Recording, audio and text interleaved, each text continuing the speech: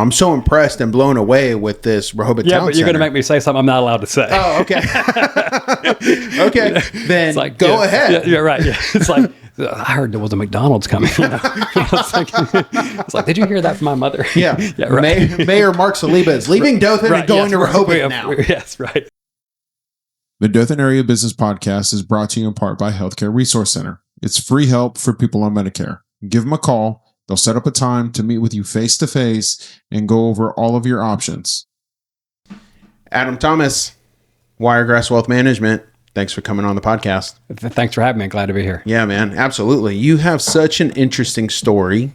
Number one, you're missing a digit. You have 4 fingers on one hand, 5 on the other. We got to talk about that. Sure. Your involvement with the Dragons, your involvement with the financial community here in Dothan. But also, you have a very interesting project going on in a small town in the Wiregrass. So we'll definitely talk about that, man. Sweet. Okay, cool. But I know you have just like a wealth of knowledge and wisdom and experience, and I want you to be able to share that with people. Sure. Because this is a podcast that I really want other people to be inspired to get into different industries, to start their own business, and also highlight very interesting individuals like you. Oh, thank you. So this is probably really too kind. Well, I mean, it's really a place where I want businesses to be able to tell their story. Sure. Because you work hard as a business owner, and it's very lonely. Right. In my experience in advertising, I talk to business owners and they're just that's just what I've discovered, right? Because someone is always trying to not take advantage, but like use you for something.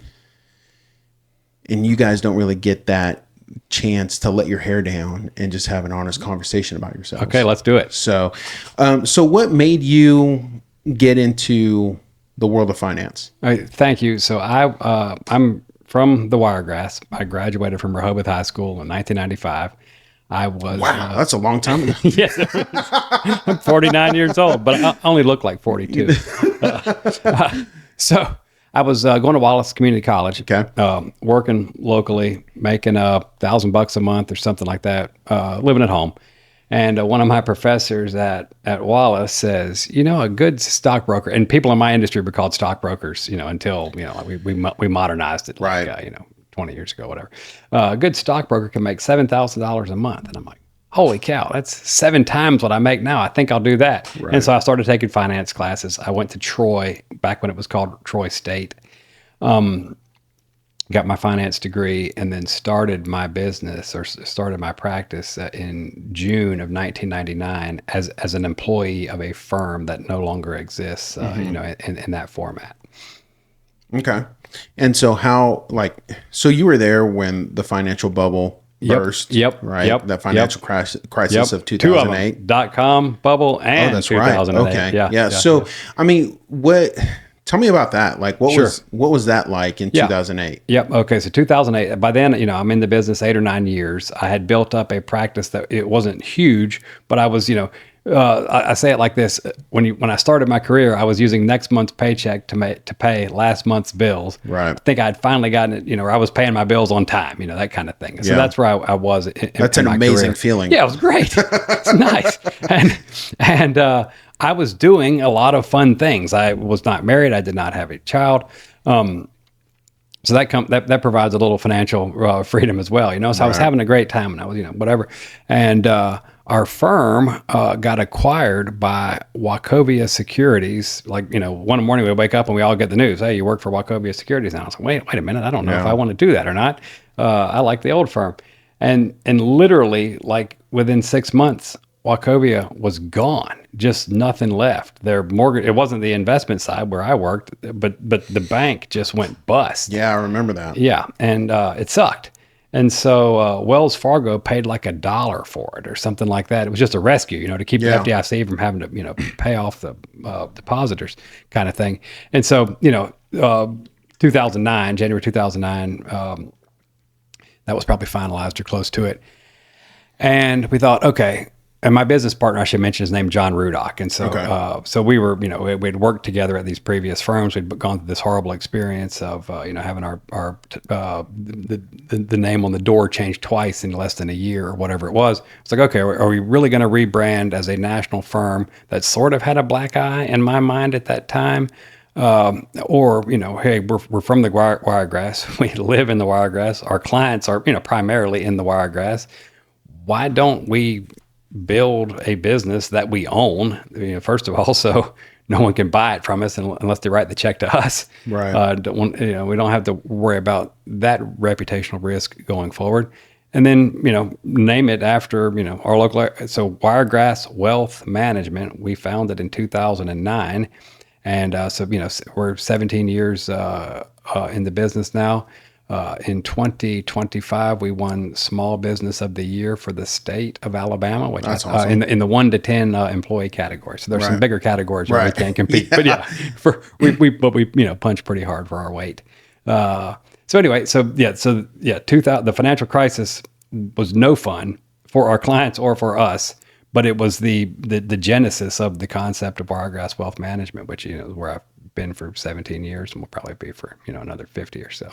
That's awesome. Thank you. And so what are some of the things that you guys are doing now to like help the community and help the Dothan area? Yeah, well, thank you.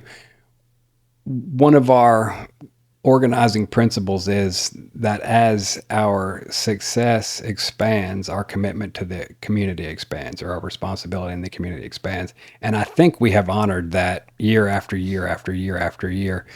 And so we attempt to support every charitable, there shouldn't be a charity golf shirt that's been printed in the last 10 years that doesn't have my name or logo on the back, and I may have missed one or two. Right. But we're doing things for the Child Advocacy Center, Exchange Center for the Prevention of Child Abuse, Wiregrass Children's Home, and that's just checks I can think of that we wrote this month. But we'd like to support the local stuff. We want the community, I intend to live, in this community for a long time. I want it to be better in, 10 years, 20 years, 50 years, whatever. So we are participating to the best of our ability. Oh, and then the other thing downtown, I'm friends with Clay Dempsey. And so we have helped him in some way to bring some acts in. He would call me and say, hey, I got this thing that needs to come, but I need a minimum ticket sale. All right, I got you. Let me know how many tickets you need me to buy. And so I have helped, a little bit here and there. Right. And there's other stuff I can't think of, but I am proud to do it, and I'm glad that we can do it. That's one of the things. I'll tell this real quick. I asked Mike Schmitz one time, who I think is just the epitome of a generous businessman. Okay, Right. And someone else may have a different opinion of him. That's my opinion of him. And I asked him, why do you do this? Because you could have rat-holed a lot more money. You could have socked a lot of money into your pocket over the years, and I'm not going to tell you exactly what he said, but basically it was because I can. He came from a situation where he could not help. For those that don't know, he lived in an orphanage as a child. He was adopted, and then he, built, Mike Schmitz Industries or whatever into what it is today. There was a time when you came to him for help and he would say, I'm sorry, I can't. But now he says, yes, I can. And so that's somewhat the way I would say my motivation is. I did not have a lot of resources growing up. I certainly did not have a lot of resources early in my career. Now we can help, so we do. That is so, that's amazing. For the generosity aspect of it, you want to be able to pour back into the community and make it better. And you're able to be in a financial position to be able to help. Yeah. Because same principle, right? Like you can buy more sneakers. Sure. You can, go on more hunting trips. Sure. But you're just like, hey, I'll go ahead and support. Yeah. Number one, Clay Dempsey is a beast. Oh God. Yeah. We're so lucky to have him right now. Yeah. I mean, he's doing amazing work for the city on the entertainment side. Yep. Him and I think Daniel Lewis is his name. Another great contributor for the entertainment side. You are a part of that as well. We're definitely going to talk about that. Wiregrass events. Yeah. Mm-hmm. Got you. We're going to talk about that too. But also talking about Mike Schmitz. You're the second person that's told me that he grew up in an orphanage. Oh, right. Yeah. And just, I think it's true. well, yeah, I mean, so, He tells a pretty good story if it isn't. Yeah. Justin April, who owns Reset Mercantile, that skate shop, told me years ago about how he respects Mike Schmitz because he grew up in an orphanage and like just built himself from the ground up. Sure. And I was like, there is no way. This guy's like Batman, dude. Right. So I would definitely love to have him on the podcast to share his story. Yeah. But yeah, I mean, you're right. Like his name is a lot of places and he's such a big contributor to the betterment of the community. Sure. Right. But just the philanthropic aspect. Yeah. I mean, it's amazing. So there is a thing called selfish generosity where what I get out of giving is worth more than, the value of the check that we wrote. I mean, I feel good about, the participation that we have. I wish it was more. And then the other part of it is early in my career, my name or logo would be teeny tiny on the bottom of a t-shirt. And I would see Mike Schmitz in bold letters across the top. And I'd say, one of these days he's going to be under me on this shirt. And I think I don't know that I've seen him under me, but I've seen this where we're on the same line, like at the top of the shirt, it's like Mike Schmitz Automotive Group and Wiregrass Wealth Management, side by side on some things. And so that may be the closest I ever get. It's one of those things where like you won the battle, but he's definitely winning the war. Right. Yes. Correct. Right. I mean, it's, I see his name everywhere and I have that same desire, right? Where it's like, hey, I can, for a little bit more. And I'm like pretty competitive too. Right. But I totally understand that. But you're still helping people. Yeah. It's we don't do a lot of, we don't do any radio, billboard, or print advertising that I can think of. We'll do high school sports and things, which, I guess is print, but the money's going to the school. And the reason we did this, what we're trying to do is build as a brand. We're trying to build our presence in the community. But if we don't get that, at least the money goes to the calls, that whatever it is that we chose to support. And it's also a good screen when a media company calls and says, hey, would you advertise? Oh, I'm sorry, we don't do that. We only give money to 501c3s, whatever. So anyway, no, I mean, listen, when I was doing advertising, I've been doing advertising for like 12, 13 years. Sure. And it's like, okay, you just kind of stay away from financial institutions yours. Well, most of us are greedy, probably. Well, no, that's not it. It's just like, number one, you're highly regulated. Oh, right. Number two, it's such a niche where you're not for everybody. Right. You're not even for everybody who makes $120,000 a year because they might not have that discretionary income. Sure. You're more focused on those people who have discretionary incomes. Right. Or see the value in investing a little bit every single month. Right. And or some sort of a complex case that comes with estate planning or wealth management. Right. And so it's kind of hard for you to justify putting yourself up on a billboard. Right. But putting yourself in an organization that's philanthropic, to your point, if we don't get anything, at least we're doing something good with the money. And then from a purely marketing standpoint, how would you say this? Like the board of directors of most organizations trends affluent. And I'm saying that with quotation marks, trends affluent. And so if I get, involved to be in board, I had my first board meeting with Liberty Learning on Monday evening. I'll meet 11, theoretically affluent people through that. Right. That to me is more valuable than 50,000 people seeing my ugly mug on the circle. Right. But billboards work for the right industries. Absolutely. Sure. Yeah. As does radio and everything else. I used to sell broadcast. I used to, with the advertising agency, it's one of those things where I learned that every single form of advertising has its place. Right. They're all beneficial, but it all just depends on the industry that you're advertising. What's the message? What's the reason why you're doing? Some billboards work for different industries. Broadcast TV works for different industries.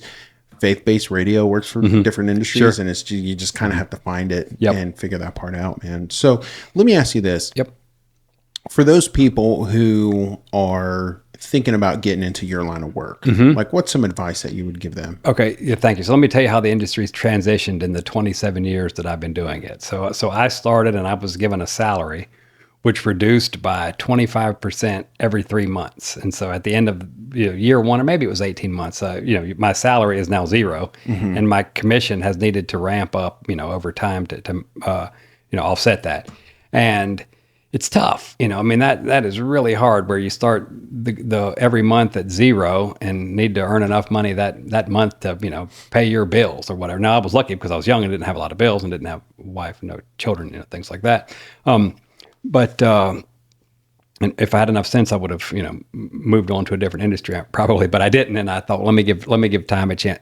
Let me give time a chance to work, which, has been very good for me. The way it is now, you see less of that, and you see more of someone gets a finance degree, and you can even, we'll talk about this a little bit maybe, but I am a certified financial planner. You can almost get that in college now. You have to have the industry experience. You have to have the other, but you can come out, a long ways towards being a CFP.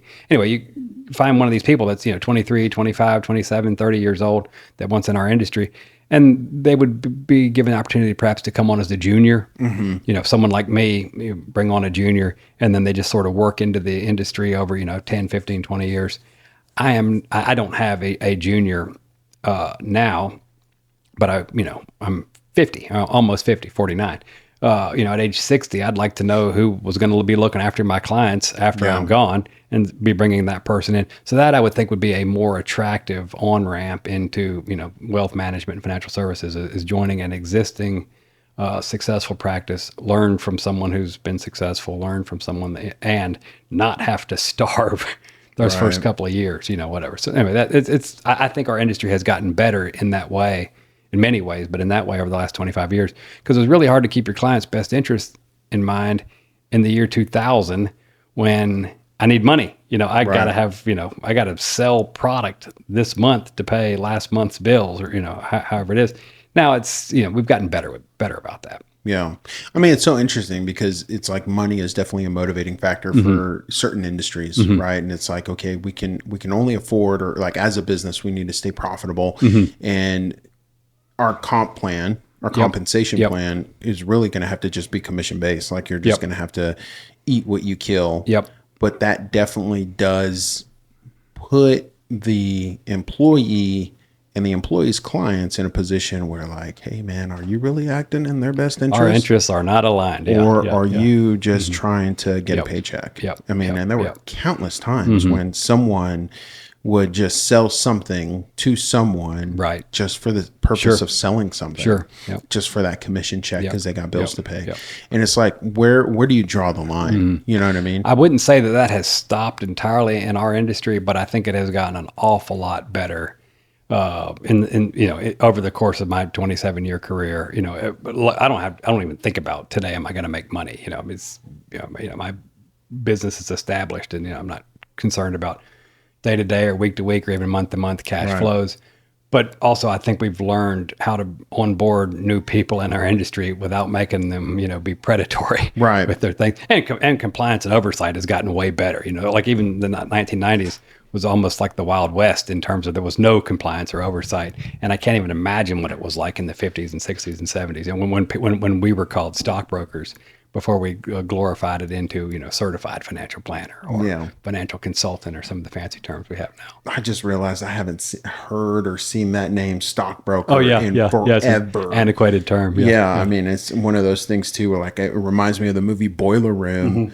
And, I remember watching that movie and being like, like getting pumped up to go, sell something. But then it was also like, that's not a good place to be. Right. You know what I mean? And the beauty of my career is I have clients that I've worked for 25 years. I mean, I have, multiple clients that I've worked for multi-decade now, and you can't build a 20-year relationship on a transactional oriented situation. It just won't work, anyway. And then what happens is, the lifetime value of a client is huge in my industry. Onboarding one new client, their lifetime, how much are they going to pay me over the next 15 years, 17 years, 20 years, 30? It's a huge number.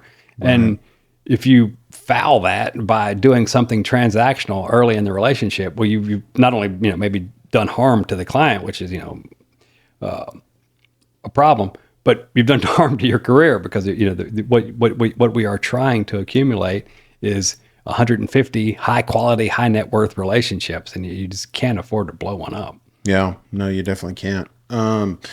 So what's another piece of advice you would give someone that's looking to get into the industry? Well, so there's only two rules. You must be technically competent.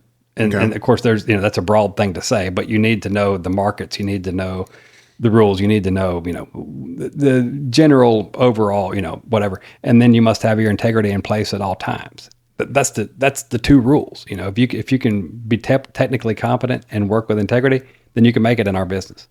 Interesting. Yeah. Okay. And so shifting gears a little bit. Sure. Tell me a story. Okay. Something that I like to call like a fail forward story. Yep. So like, what's something that like was a big failure, but you learned a valuable lesson and you still hold on to it? Yeah. Okay. Thank you. I'll try like this. In probably like 2006 or 7, I lost what was then my biggest client. And it wasn't something that I did wrong. It wasn't, it's not that I deserved it or didn't deserve it. There was no deserve to it, but it did happen. Yeah. And I felt at the time that it happened to me. And what I learned over, it really took me a long time to understand this, that things happen for you, even when something happens to you. And we'll talk about my hand a little bit, but I spent like 4 months when I blew up a shotgun in this hand and it blew it in half.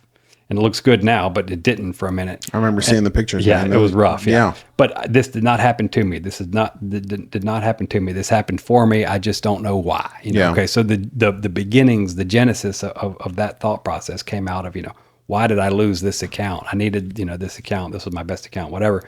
And so the lesson that I finally took away from that situation was when I was able to look back at it 3 years later, 5 years later, 10 years later. Now I have three relationships that are larger than my biggest relationship was when I lost that thing. Yeah. Now I have 10 relationships that are bigger than what was previously my biggest client. Now I have 50 relationships that are bigger than, whatever. And so there are, clients of mine now that I can't imagine losing their business. I mean, we're the close working relationship for a long period of time. But if I lost my best client today, I would be devastated for 20 minutes, maybe 2 days, but I know that I'm going to continue to do the types of things that have made me and Wiregrass Wealth Management successful, and we'll be, right back. Gotcha. That helpful? No, it is. It is. I mean, you face that adversity, you overcame it. When you go through it again or something worse, it's like, hey, I've been through something just as bad. Yeah. Not as bad as this, but I got through it. Sure. Or I've been through something pretty devastating, but okay, we just added 0 to the end of that paycheck that's being lost, right? Yeah. But I got through it. Yeah. Did you die? No. Did not die, right. Let me segue into that about my hand because it was an accident. I was not operating the gun in an irresponsible way, but it did happen and it did hurt. And when I was going through that situation where I was doing as much, I did 4 surgeries ultimately. As you can see, I lost the index finger. Yeah. I did as much physical therapy as they would allow me to do. And I did, the rehab in the gym and other places, to get back. And then the last thing that I did, where I felt like, okay, my recovery is now complete was mental. I went to, one of these online therapists. I was like, I don't know if this is going to work or not. So I explained to him, this concept of this did not happen to me. This happened for me. I just don't know why yet. I have no idea, why this happened for me, but it did not happen to me. And he heard me say this over and over. And he's like, actually, that did happen to you. You are allowed to grieve. Yeah. And so I don't know, why you hired a therapist, but I could walk you through the steps of grief. And then, and I was like, oh, okay, wait a minute. This did happen to me. Yes. Right. And so something can happen to you and for you, which is what I was able to finally come to grips with my hand. And he walked me through the stages of grief. And some of them I'd already done and some of them I didn't even know about. And so anyway, but that after that, I was like, okay, I'm fine. I'm going to be okay. So is it like, explain to me this now, like what is your experience like with having 4 fingers on one hand. Yep. So I lost my index finger on my left hand, which is my non-dominant hand. And so I have what I call minor inconveniences every day. I cannot button the right sleeve on my dress shirts. I really can't roll that sleeve up. Okay. I'm not great with Ziploc. You know, there's little things like that that I consider minor inconveniences. But outside of that, when I first looked down, my thumb was essentially detached. It was hanging on by one tendon and a little bit of skin on the back of my hand.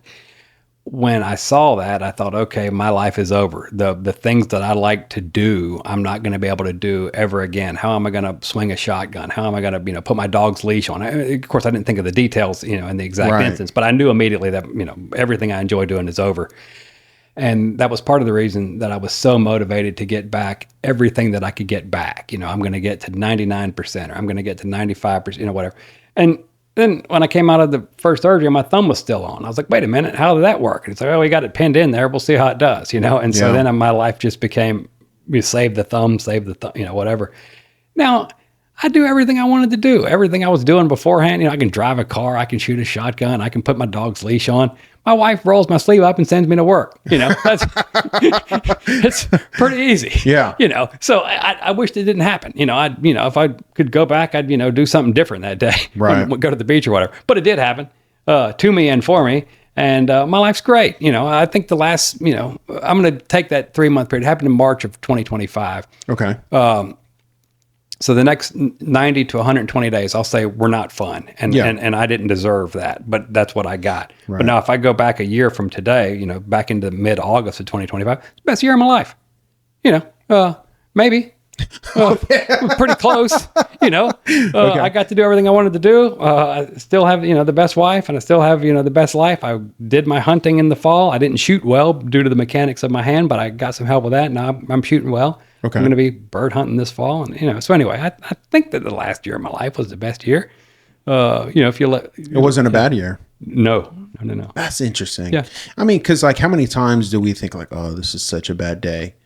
And it's like, really, there are so many other people who have it so much worse. Yep. It's like, is it really bad or is it just something that you didn't like? And it's all that perspective, right? Yep. Like be content. Yeah. Right. So I heard one time, the worst thing that ever happened to you is the worst thing that ever happened to you and whatever. And so I think it was when I saw this information, it was in the context of like a lady was totally freaking out in the Starbucks because they misspelled her name on the cup or something like this. Yeah. And just totally losing it.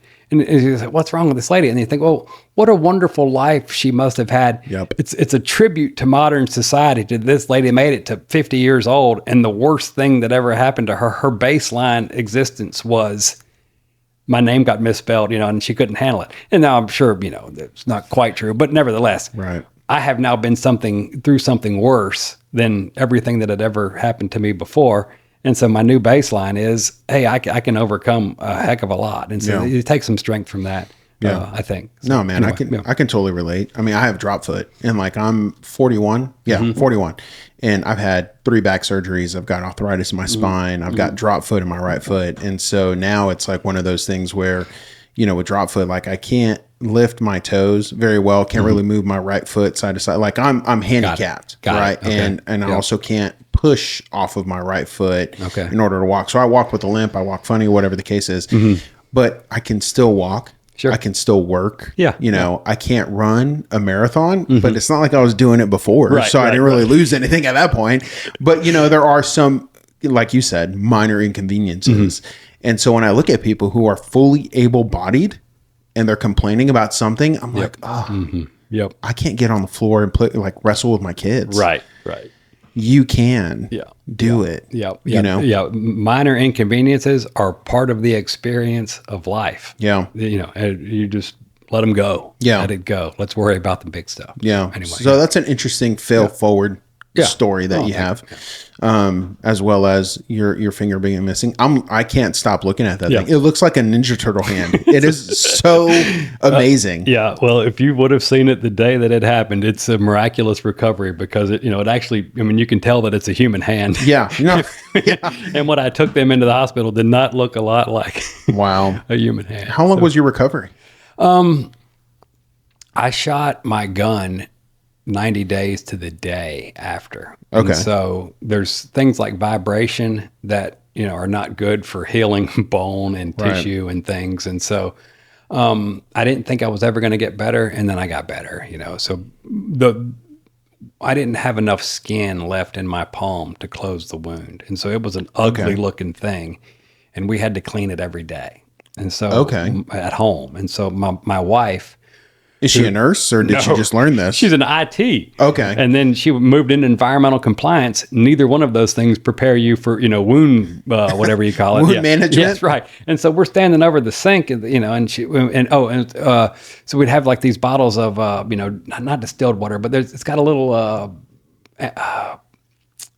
like saline? yes. Okay. Something like that. And she's cleaning this thing out and I'm looking at it and, of course it hurts and whatever. And we're like, we shouldn't be allowed to do this.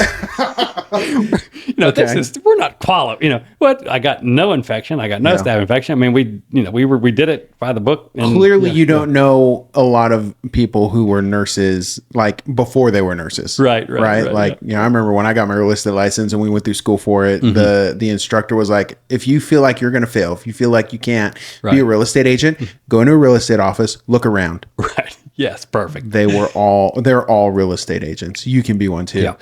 It's just one of those things where you feel like you can't do something and reality is meant. You can go out and do stuff. Sure. Yeah. Like you can go out and be a financial planner and manage a portfolio of millions of dollars.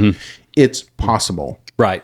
You don't have to be special. Yeah. You just need to be willing to do the work and, maintain wound management. I mean, I remember there were so many people in high school or people that I went to high school with that are now nurses and doctors. And I'm like, dude, I remember you in high school. Right.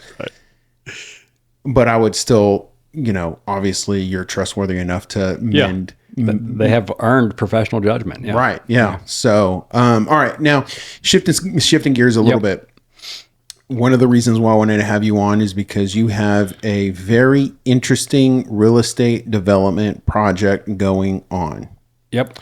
Tell me about it. Great. Rehoboth, Alabama. So I graduated from Rehoboth High School in 1995, and there were like 75 kids in my class.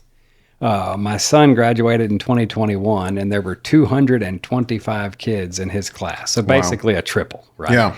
And houses going up everywhere, neighborhoods going up everywhere, another 200 houses announced here and 200 houses announced over there, big neighborhoods coming in. And during that time, we had effectively no commercial development. Maybe they brought in a Dollar General, Yeah, they brought in a Dollar Tree and a Family Dollar store, I think. Yep. So in 2020, we elected a new mayor, Mayor Kimberly Trotter. Yeah, she's amazing. Unbelievable. From what I've seen. Unbelievable. Yeah. And so we're lucky to have her. We'll miss her when she's gone. Where's she going? Well, President of the United States. I have no idea. Oh. Right. Okay. Okay. But it's not a lifetime appointment, eventually, So, but anyway, so we had this opportunity. We're like, if we're going to do this, we're going to do it now. Her interests were aligned, hey, let's do this and let's do it right. And so what was then a 17-acre parcel, which I've now expanded to a 20-acre parcel. When I explain this to someone that's not from Rehoboth, I say it would be at the corner of First Avenue and Main Street. It's the downtown. Yeah. Now, it happened to have, 50 cows on it at the time. Right. And there is no First Avenue or Main Street, but that's effectively, to visualize the location. So where's it at in Rehoboth? Right across from the Baptist church. I know exactly what you're talking about. Yeah. And so there's those two back-to-back four-way stops that have a traffic issue when school's letting in and school's letting out. That's where it is. So we're between the high school and the elementary school. You got to go right by us. And so anyway, it's a long and cumbersome story of how I was able to acquire the property, but we did do it. And so then we owned it, and then we start planning. So what do you need? Well, we need sewer. Well, Rehoboth's never had sewer before. Well, we need water. Well, we got our water from Taylor. Okay. Oh, part of this is, potentially wetlands. So let's start working with the Army Corps of Engineers on how do we, mitigate this. And so anyway, we marched for I love how you just breeze over all of that complex infrastructure stuff. Like it's just not minor details. Everything was hard. Any real estate developer, which I am pretending to be a real estate developer. Yeah. Any real estate developer would just punt it. Nope, not possible. And which is what happened, for 25 years. Right. But I knew that if it was going to get done, it was going to get done with the energy that Mayor Trotter brought to the town. And so we had to put together a deal that works for the town of Rehoboth, works for the citizenry of Rehoboth, and then works for the business owners who is going to, have a business on, what the property that is now, called Rehoboth Town Center. And so every bit of that was hard. They approved running some sewer line. And so the Rehoboth High School and middle school are on Dothan sewer. They just are, and so, so anyway, Rehoboth High School, Rehoboth Middle School are on Dothan City sewer. Okay. Yes. And so, that there's a pump station and it gets it to Cypress Creek wastewater treatment or, wherever it is. And so. Are they also getting their water from? I think so. Okay. Yeah, surely they're not on a well. It couldn't be. I mean, That's it'd be too big of a draw. Yeah, I think they are. It could be Taylor water. So Taylor water comes down that way as well. Okay. The town of Taylor. That's probably what it is. You mentioned that, Taylor water. Yeah. Okay. I know that we will be serviced by the town of Taylor. Okay. On Rehoboth Town Center. And I assume that's how the schools are as well. I should know. So, there are things happening in parallel where the mayor is getting the council on board and they're learning about how does one offer sewer in a community, because no one knew, how does one offer, water in a community, because no one knew. We never did it. And then parallel to that, I was meeting with landscape architects, civil engineers, commercial construction, these types of people. And I said, hey, we got a blank slate here. We've got this 17 acres that is, there's nothing on it. So it's not like Dothan where they're trying to retrofit a modern downtown onto legacy structure and buildings and sewer, whatever. We got nothing. But so it's a little bit harder, but in some ways it's easier because we can design, the perfect thing. And so they came back and says, here's how you can build this to be as family friendly as possible. Here's how you can help control the traffic because you don't want to contribute to the congestion issues of those 2 4-way stop intersections. Here's how you do this, and here's how you do that. And so, okay, let's build us this beautiful plan. And then we wanted it to be something like an old-timey southern downtown with a square. Mm-hmm. And so jumping, ahead and skipping some boring parts, if you imagine it like a donut, I donated to the town of Rehoboth the whole. So the 5-acre shot in the middle will have a 2 or 3 acre green space, and then the other part of that being what we call an aesthetic retention pond. And so it's meant to be pretty, It will stay at full pool all of the time, and so it'll be an attractive water feature, but it also functions as the retention pond for the whole development. And so then the private property which I own around it, we can then build, commercial buildings, and we can have, a restaurant in Rehoboth for the first time, and we can offer, healthcare and pharmacy and a gas station. And so then we were able to get with Alabama Power, which has access to, is anonymous, but it is cell phone data, and they know what the people of Rehoboth are spending money on based on where the phones travel to. Right. And so the information that they shared with us showed us how much money were the citizens of Rehoboth spending in Dothan. How much is it? I don't know, but the $40 million a year, something like that. I don't know specifically, but like some of the ones that jumped out was like Rodeo Mexican restaurant was like $3 million. Yeah. That's wild. I don't doubt it. Yeah. It's on the south side, Yeah. And then, I mean, when we would go to Rodeo, I remember seeing so many Rehobothans, right? Mm-hmm. Like, it was. We like to be called rebels. Sorry, forgive me. No problem. Yes, I saw a bunch of rebels down there, and it was just so interesting to. Yeah, but it's Mexican food. Yeah, it's good. Yeah, it's inexpensive, and why not go? Yeah, sure. So $40 million was leaving roughly. Yeah, in a year. Yep, was leaving Rehoboth. Yeah, because we only sleep in Rehoboth. There's nothing else to do there. We have ball practice. The concession stand is open. You can get chili dog or whatever. Yeah. And then of course that handcuffs the town because they get no sales tax. Yeah. So the town cannot offer the basic level of service because they don't have the basic level of income. So how does the mayor of Dothan? How does the mayor of Dothan feel about you guys doing this in Rehoboth? Like, is it, hey, you're taking money from us? Is it, Or am I opening up a can of worms here? Well, I don't mean to. I'm just very curious. I can answer it candidly. The mayor of Dothan is a good friend of mine. Okay. And he told me, if there's anything that I can do to support you in my role as mayor or in my role as builder, let me know. Okay. Well, there you go. So I don't think he's worried about it at all. Yeah. I'm good friends with David Crutchfield. I have a relationship with David Stock. There's something, and no one's ever said, oh God, Rehoboth's going to, cannibalize. Rehoboth is not going to take over Dothan. Yeah. Yes. It's probably a rounding error for their sales tax. Right. It's the way it works. If there's 9% sales tax Right. on $40 million, but only 4% of that goes to the county and the state. Yeah. And I'm sorry, the county and the town, and then that's split, based on, some formula that I don't know. Right. But it's probably a couple $1 million, in a $100 million Dothan budget. Right. They spent that on pickleball. Yeah. Yeah. Which pickleball, I'm for it. That's an amazing feature in Dothan. It'll pay for itself. I have no doubt. Oh my gosh. There's like national tournaments that could probably go there. And it's they're not doing it just for recreation. Sure. Agreed 100%. But it is a nice little tagline. Right. Yeah. No, I get it. All right. So go ahead. Continue. Yep. Where were we?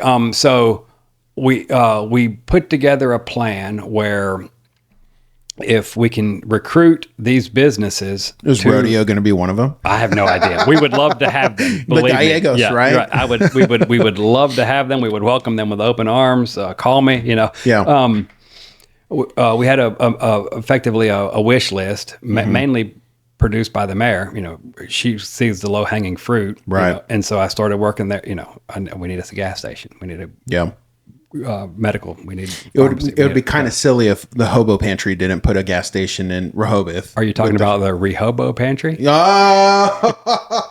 Oh, there it is. Yeah, boom. Yeah, the Shirleys hopefully they're listening. They can put something in there. They own 2 acres of Rehoboth Town Center. Oh, okay. I sold it to them. Okay, good. So I don't know if everyone knows that or not, but it is a fact. If you pull it up, they're in. Yeah, the 6 people that listen to this will know.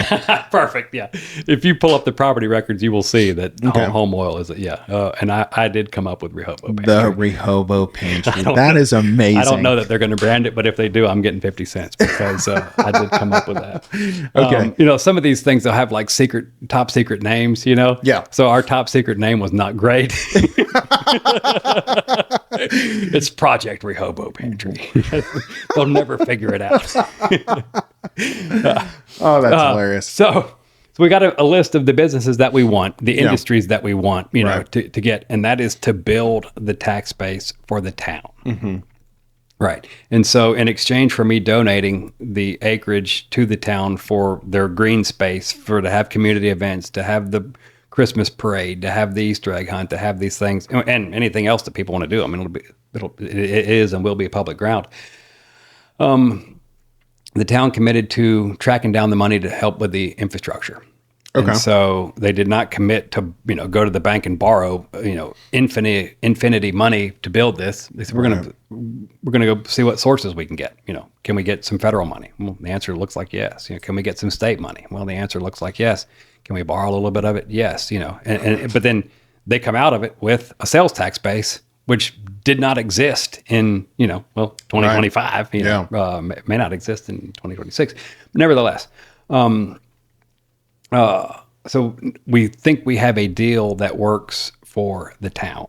Yeah. Okay. Now that enables the deal that would work for the business owner, because, and I'll just make up numbers here because it really doesn't matter.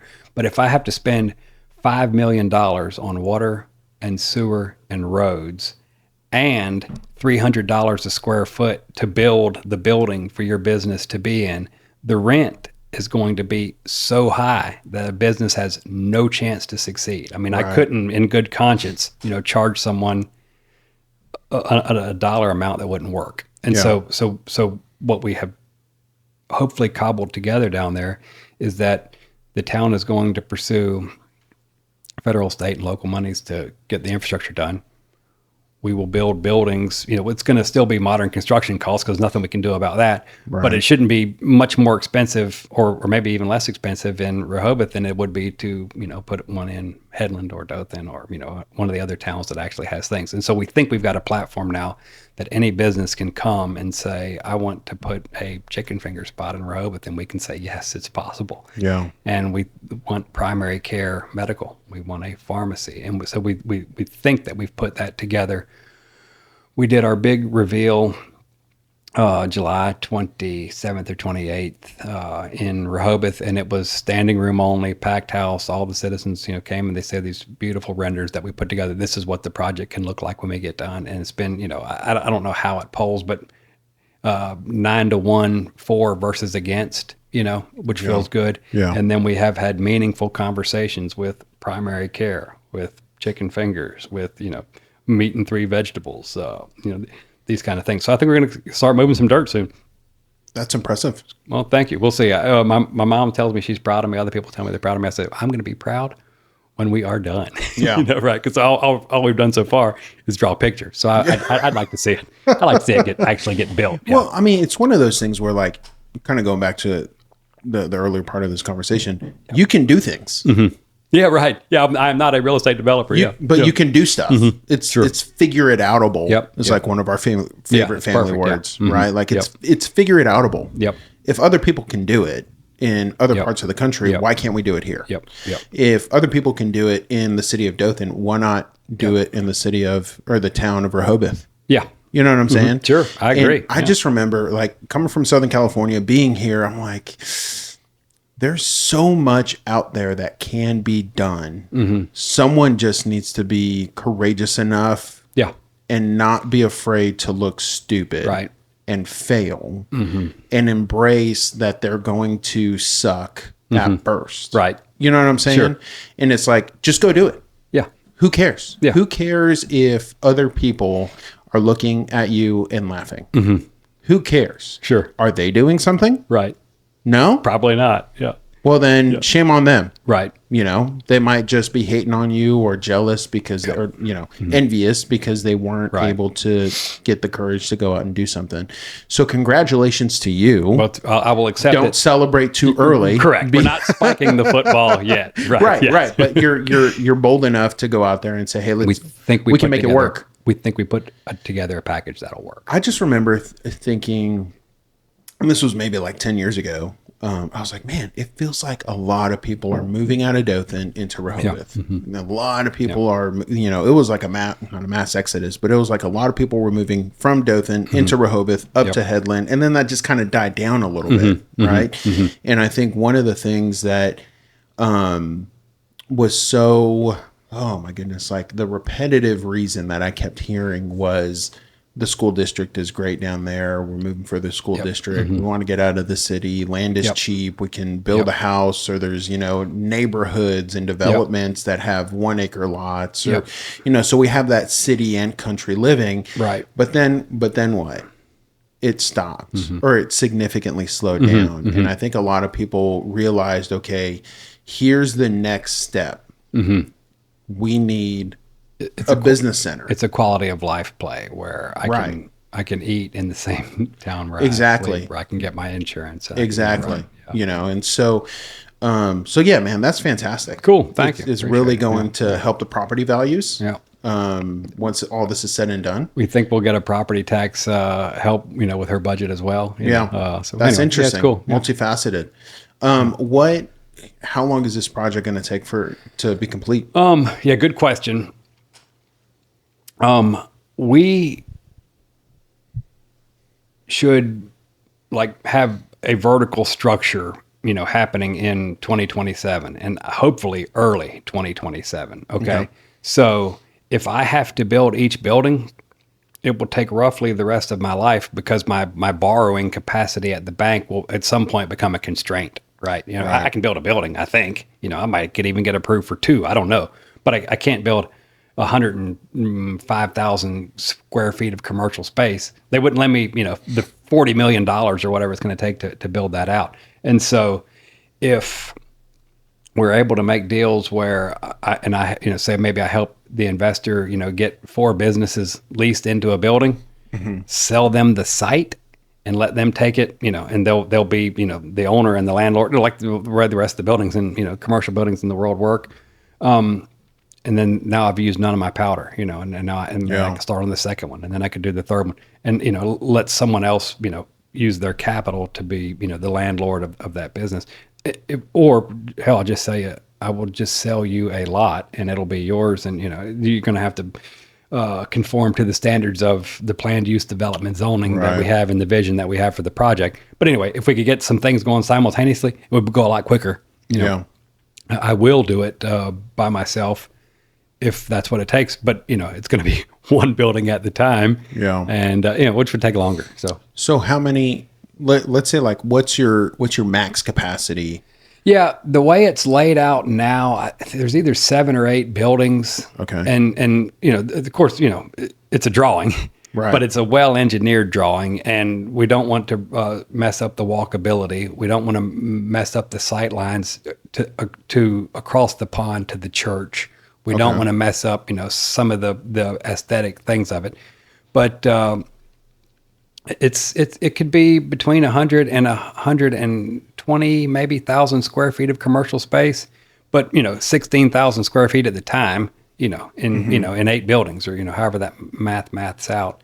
Does that help? Yeah, no. Yeah. The next question I was going to ask is roughly how many businesses do you think could be in there? Yeah, realistically. Yep. So it's going to have to develop organically. We have a menu that only gets us to 6. Here's where our citizens are spending money that would most impact the bottom line of the town, and I mean the sales tax revenue. Right.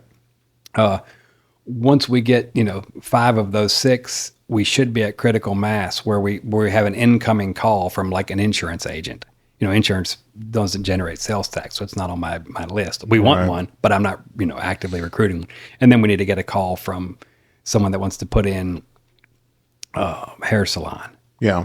Nail place, the businesses that you see when you go to commercial districts, pedestrian commercial districts in Dothan.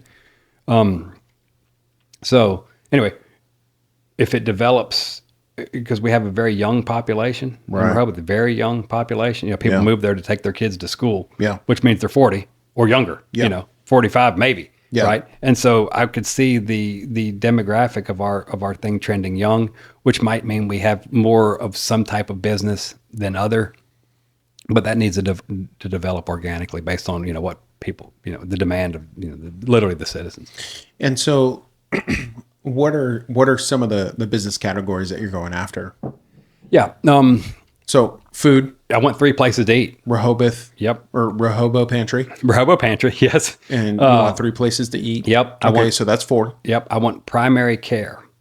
So like an all-south urgent care. I distinguish primary care, and I may be the only person that does this, where you can make an appointment with your doctor and go get treatment from your doctor. Okay. Where urgent care I consider more reactionary. Okay. Right. I'm sick right now. Where's the closest prescription I can find? Okay. And so my goal is primary care. So maybe like a pediatric office? Yeah. It'd be great. I think we could fill it up day one. Yeah. With patients. I think we could staff it with people that live within 2 miles. They're currently driving, from Rehoboth, a beautiful community, driving into town to, do their job as a nurse. But anyway, I think it'd be great. I like a pharmacy. It doesn't make a lot of sense to go see your doctor in Rehoboth and then have to drive to Dothan to get your prescription filled. So is it possible to maybe have like a pediatric office and then a pharmacy kind of quote unquote next door? I don't know what the laws are that they need to have a certain amount of feet from front door to front door. In addition to being possible, I think it is likely. Yeah. Right. Because I'm going to sign letters of intent on that very soon. Okay. We are designing the building. That's awesome. Yeah, it's cool. So what you're at 50%, not completion, but 50% completion in the of my wish list. Of my wish list, yeah, I feel good about the people that we're talking to. I feel good about the. Of course, you don't know when unless both sides are willing to sign any deal, no matter how unattractive. You don't know that you're going to make a deal until they sign. You're right. Yes, but we have an attractive offering. They have expressed commitment. Some level of commitment or interest that makes me.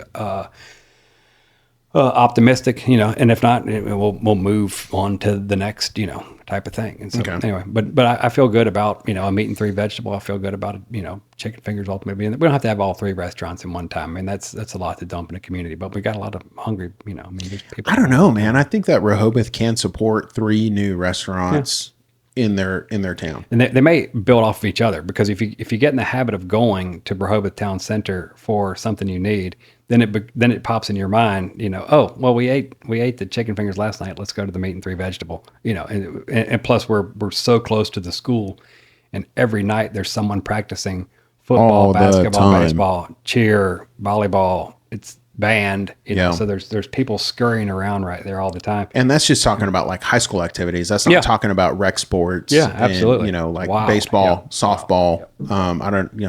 Football. They don't have soccer. A lot of people come up to Dothan for soccer, but I'm just trying to think of like what pictures of in my mind of like Rehoboth All Stars, right? Like what sport. And so, I mean, that kind of stuff just happens all the time. Yeah. There are people everywhere. Yeah. So is there like certain types of, I don't know, man. I feel like, chicken fingers and fries, that's always a popular spot. Super easy to go to. You've got Goldfingers. You've got, I don't think Chick-fil-A would open one down there, but you've got, a couple of people who own and operate and maybe get a franchise down there, or just own it themselves and do it themselves. Of course, there's Mexican restaurant. You can never go wrong with that. Yep. But I would say, I mean, I don't know. I think something a little bit of like a higher scale. Yeah. You know what I mean? So the Bottle Tree is successful in Headland. Nice steakhouse. Have you been there? There you go. No, I haven't. Yeah, it's great. Would love to go. It's great. Whitney's a friend of mine. Okay. I told her I was going to start a rumor. She was moving the Bottle Tree to Rehoboth. She said she would kill me if I did that. Yes. Yeah. So she is not coming. A lot of people would understand. Yeah, right. She is not bringing the Bottle Tree. I mean, why wouldn't she just open up a new location down there? Oh, well, she's busy. Yeah. I mean, you're trying to start the rumor. No, I'm just curious. I can assure the Wiregrass. Okay. The Bottle Tree is not coming to Rehoboth, right? Okay. But we're going to have something 3 times better. Whitney's in big trouble. I've been rejected by her one too many times. That is hilarious. No, I'm not saying up and move Headland, but I mean, or from Headland, but just open up another location. I think we could support something like that. I think people drive to Graceville for seafood and such like that. Yep. Now, that is not relevant to my interests due to my shrimp allergy. But if other people want to eat that, that's fine. Man, with if me. you have any kind of allergy, I would hate to have a shrimp allergy. That's what I've got. The only one I've got. That's unfortunate. Yeah. Okay, and so gas, you want primary care, a pharmacy, a couple of restaurants. Yep. And is there anything that like, hey, if I had a magic wand, what would it be? Oh, that's a great question. Let me think that through for just a second. Okay, well, I'll tell you what it is with the magic wand. It is like these education oriented science centers. Okay. Like you field trips come in Right. with the specific of, having hands-on educational, whatever. And there's, I don't know what the closest one is, but those are cool. Yeah. So magic wand, that would be really neat. Right. Realistically, I don't know that I want to sign the lease for those people because, Right. I got to build the building and then they've got to get enough kids in there to make it work. So, and that would be also a very large, I mean, thing, it's a very specific niche. yeah, right. Like it's right. your It seems a little ambitious. your main revenue driver in those types of situations really is going to be on schools. And then like, what are you going to do on the weekend? Because then, oh yeah, little Johnny already went on a school field trip there. We'll go once again, right. maybe 3 times in a year. And then after that, it's kind of like, Yep. what else is there to do here? Yep. So if it weren't for modern construction costs, we could also have a grocery. That would be a magic wand. Yeah. That is really, really hard. And this is coming from me who have, fought with the Corps of Engineers for 2 years, which is pretty tough, Yeah. which is, tried to figure out how do we, get water and sewer out of the ground.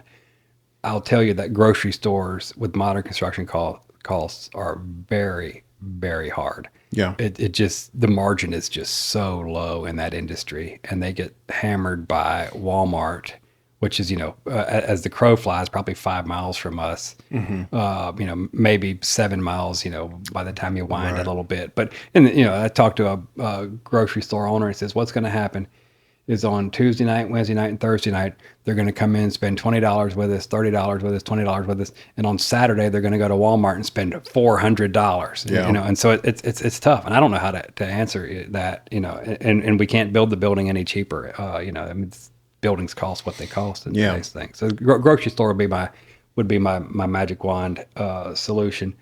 It's just going to be very, very hard. They call it growing pains for a reason. Mm-hmm. You know, it's Sure. like you have to suffer in order for to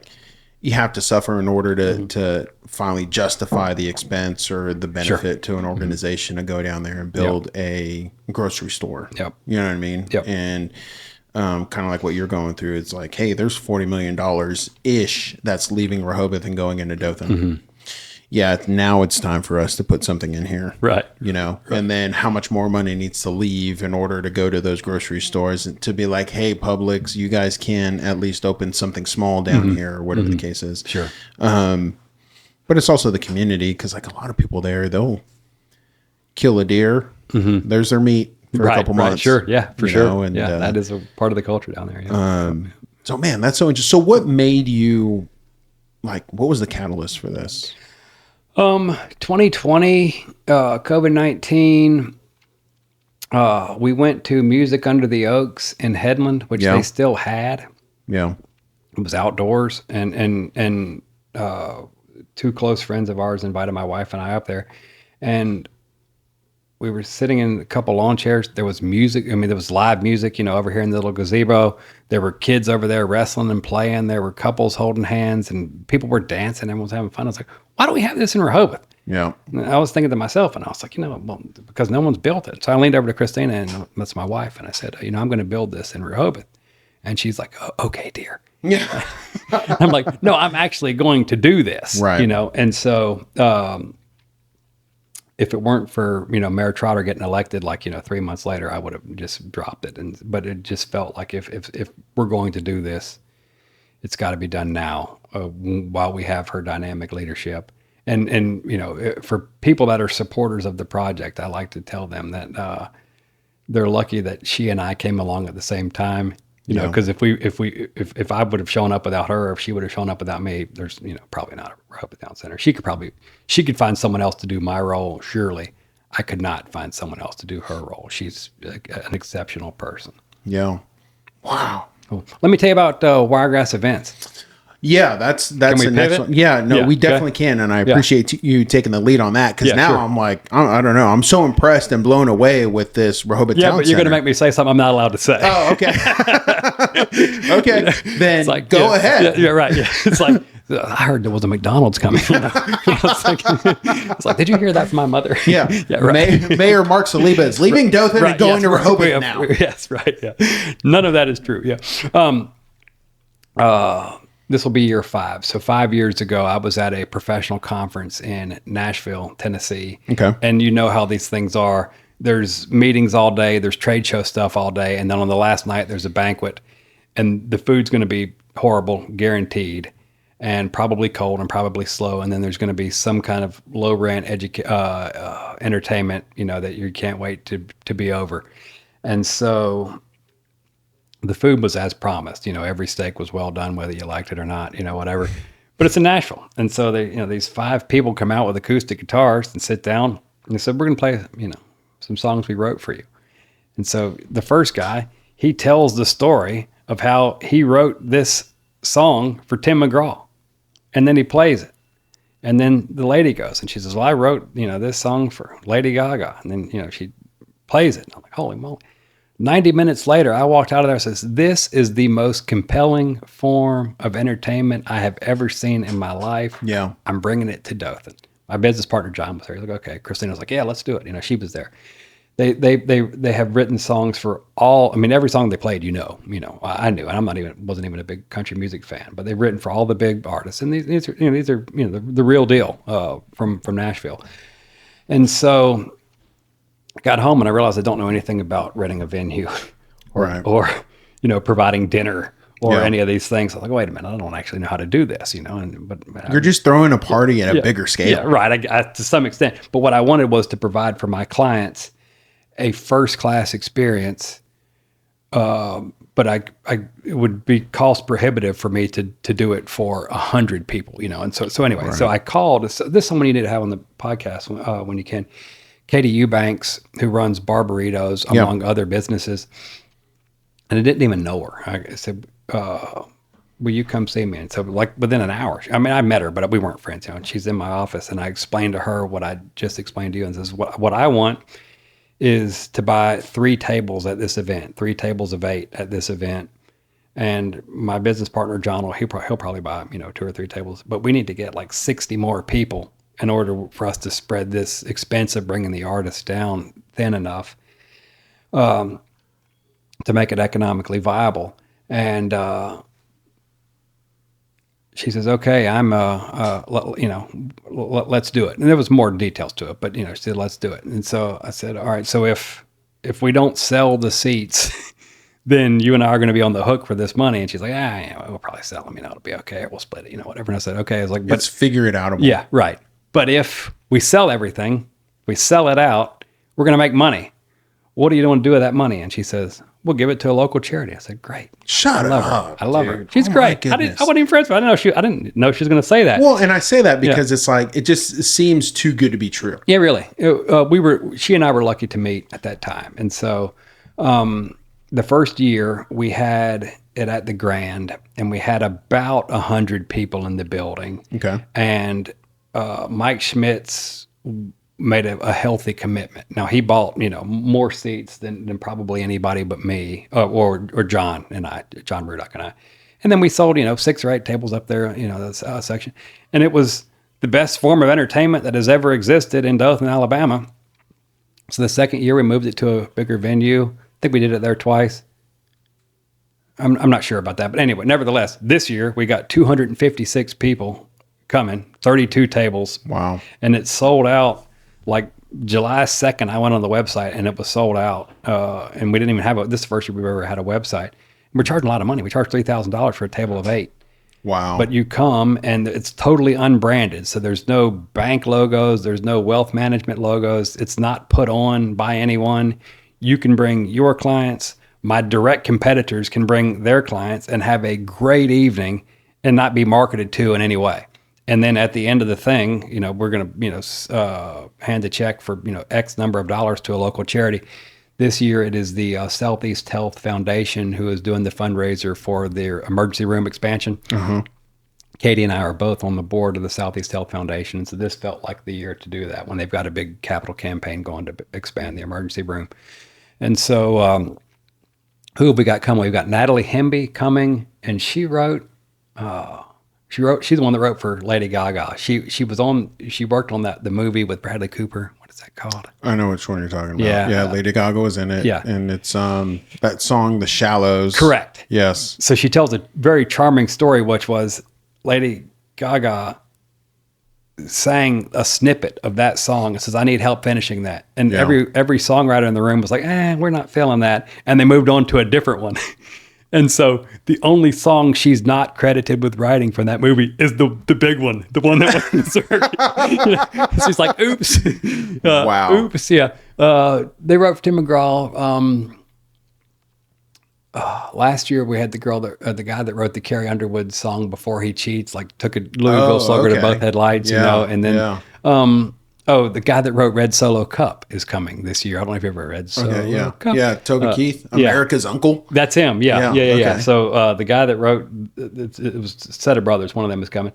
And then we've got a new lady coming in, Caitlin Smith, who I've not met before. This will be the first time we've had a performer in Dothan, I think, that I haven't seen before somewhere else.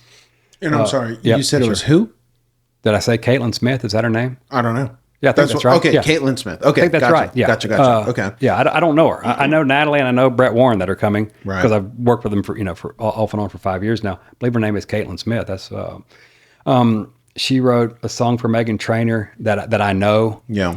And then she wrote a duet for Kenny Rogers and Dolly Parton called "You Can't Make Old Friends." Okay. I don't know if you're familiar with that one or not. I wasn't, but I am to some extent now. And she wrote a couple more that, they're, reasonably good hits. See, but I'm always like really fascinated with those types of singer-songwriter events because like it doesn't matter if it was a platinum record. Like, what is the reason why you made this song? And like, what does that process look like? Yeah. Because, you know, I made a ton of commercials, and still do, and come up with creative concepts for billboards and radio ads and all these other things that people are consuming this product. It's intangible, sure, but they're consuming it, and it's tied to memories. And, you know, kind of like, to be able to have that opportunity to be a part of someone's like great memory or good memory or family memory, whatever the case is, to me is like such an honor. You know what I'm saying? Yeah. What's the story behind that? Like, why did you guys come up with this? And sure. It's always, you know, it's just funny to hear them. Yep. Where like you have some people that are just like, hey, I was depressed and I just started writing. Right. Or I was praying and I just started writing, and this song is my prayer. You know, I think it's like, oh my goodness, so many other songs like Amazing Grace. You know, the story behind that song always blew me away, but I'm drawing a blank on it. There's another one. We watched the movie that was tied to a song. But anyway, it was like there was a song about a husband whose wife died. Okay. And it just turned into something amazing. Sure. Jeremy Camp has plenty of songs where he was grieving the death of his wife, and they were just like praise and worship songs. And so it's just so interesting to hear those stories. But I'm so impressed by you and Katie that you guys had the guts. To just be like, we're just going to figure this out. We're going to do it. And she's incredible. She does almost all of it. Yeah, but how many years? This is year 5. Year 5. Oh, you have to hold up your other hand. Oh, that's right. Yeah. You're short on that one. Yeah, sorry. It's just on video. Yeah. It's year 5. All right. And so year 5, you guys sold out months before. Yeah, I think 2 months before. Before it happened. This isn't cheap. And it's going to benefit a great cause. That's going to still stay in the community. We could... At this point, we have enough people coming. We could charge less for the tables, but we're delivering a $3,000 experience. I mean, the food is excellent. The venue is excellent. The entertainment is excellent. We are delivering the experience. And so all that's allowed us to do is give away more money. You know? So, you know, the first year we eked out and, you know, gave $5,000 to Wiregrass Pets. And then since then, I believe the amount of money that we've given away has gone up every year. And I don't know what it's going to be this year because all the expenses aren't in. Plus, Katie handles all that anyway. Right. But it's going to be a not insignificant amount of money in the scheme of things. What was the biggest check that you guys have like written 17 so or far? 18 grand, I think. That's not bad. Exchange Center because it's not even a fundraiser. You know, it's not a fundraiser. It is a very expensive and classy and exclusive event that's meant to be a client appreciation event for my clients and your clients and his clients. You know, groups of friends get together and come or whatever. But it's not a fundraiser. It's just if we have extra money, then we give it away at the end because I got a job and Katie's got a job, you know. And so anyway, $17,000 or $18,000 I think we gave to the Exchange Center for the prevention of child abuse last year, and I expect this will be slightly more than that because I don't remember the math, but we either sold 30 or 31 tables last year, and this one will be 31 or 32. And gotcha. There's I don't know, you know. Katie's a whiz at QuickBooks. Katie's a whiz at everything. I really don't do anything. I show up, you know, at night, take credit for it. Your wife is listening to this. Yeah, right. Your wife's, amen. Look what Katie and I did. Yeah, that's what. She allows me to make the opening remarks, you know, so I can be very charming and sort of MC and introduce the concept. And Yeah, if she's listening to this, she's probably melting because we've mentioned her name so much. And what I know of her, she is doesn't like being in the spotlight. Correct. She does not. Yeah, I drag her up there. Katie Eubanks. Katie Eubanks. Katie Eubanks. Yeah. She's great. Well, that's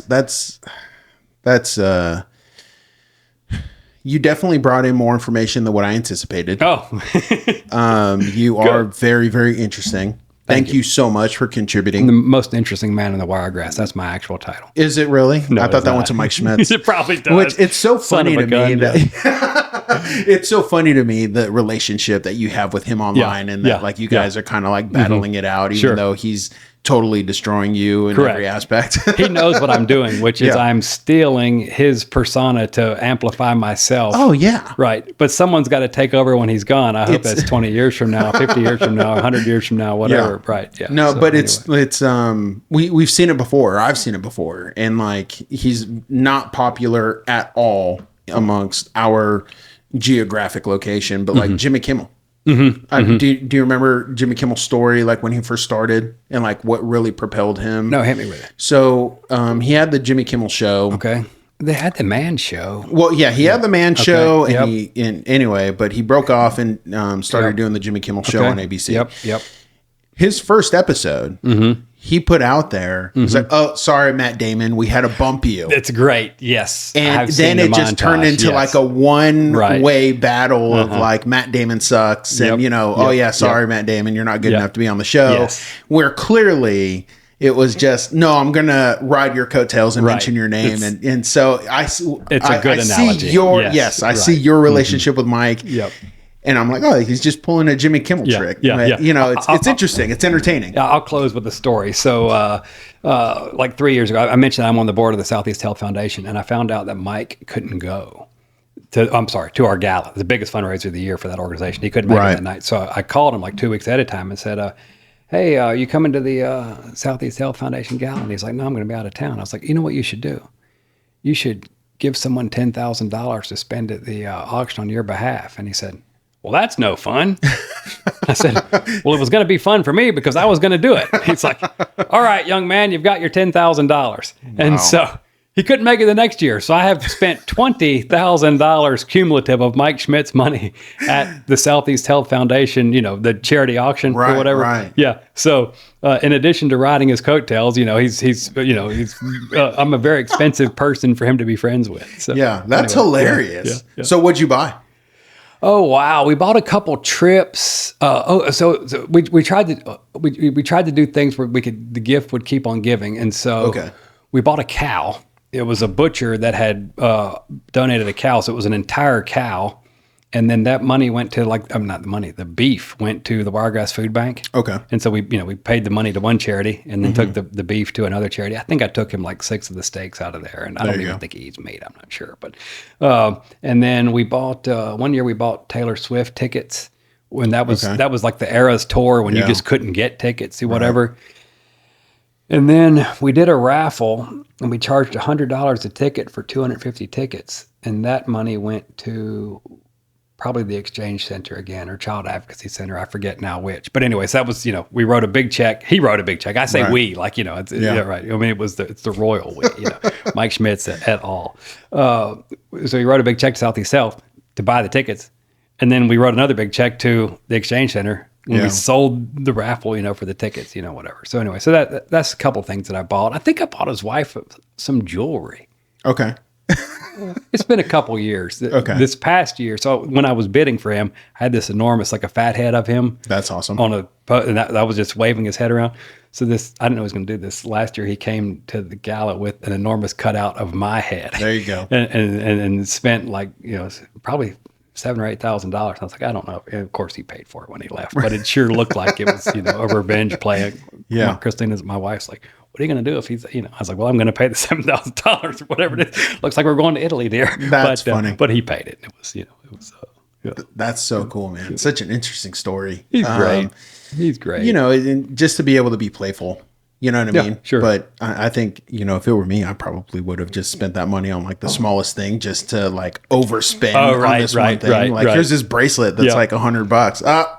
Mike Schmitz just bought it for $10,000. So the reason I didn't do it like that is because I was able to drive up the price of a whole bunch of other auctions. I could push people higher, with artificial spending. And so him spending $10,000 probably added like $40,000 to that thing because I was shilling, or whatever you want to call it. So anyway, that's how we did it. That's such an investor move. Yeah, I tried to be strategic with it. That's smart, man. Yeah. Well, Adam, thank you so much been great. for coming on the podcast. If anybody needs a financial planner, give them a call. Wiregrasswealthmanagement.com. You can find more information. That's the website, right? I remember that from the Dragon days. Oh, yeah, perfect. Yeah, awesome, beautiful. man. Thank you so much. Sure.